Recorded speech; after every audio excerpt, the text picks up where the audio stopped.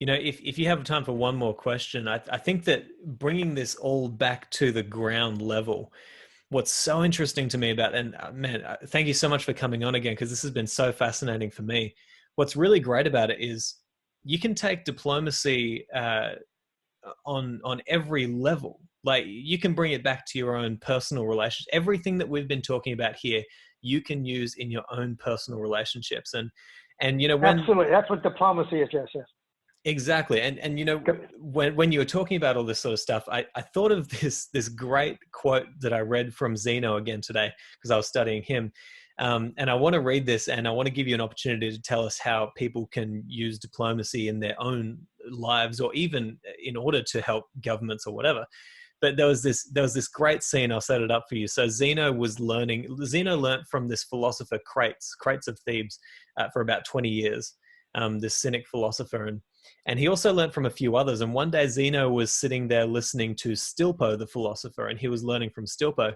Well, Crates didn't like this. So he comes along and he grabs Zeno by the cloak and he starts to drag him away from Stilpo. And this is what Zeno said to him. And I think that you could almost say this is a perfect definition of diplomacy. He says to Crates, "The right way to seize a philosopher, Crates, is by the ears. Persuade me and then drag me off by them. But if you use violence, my body will be with you, but my mind will be with Stilpo." I thought that was a brilliant way to describe diplomacy, because it's the art of words, negotiation, discussion, trying to understand, as opposed to using violence. Is that kind of the right way to look at it?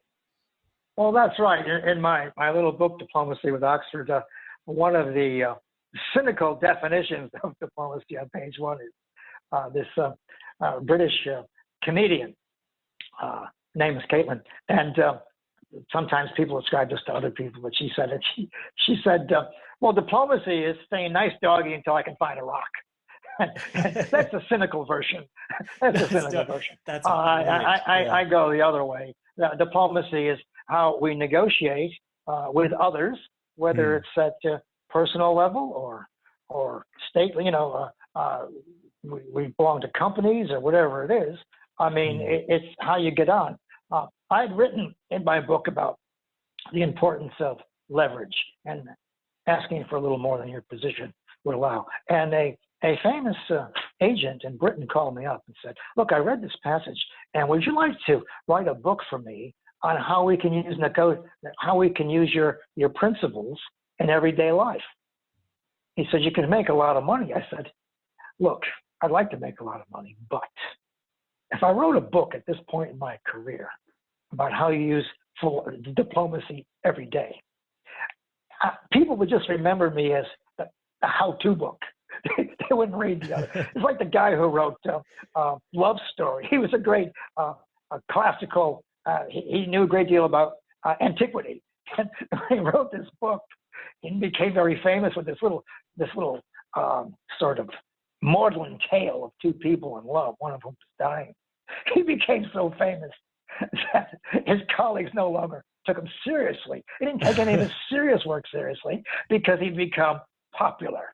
Now, I like being popular in the sense of being read, but I actually turned it down thinking, God, I don't want to be known as the guy who told you how to navigate your personal day relationships.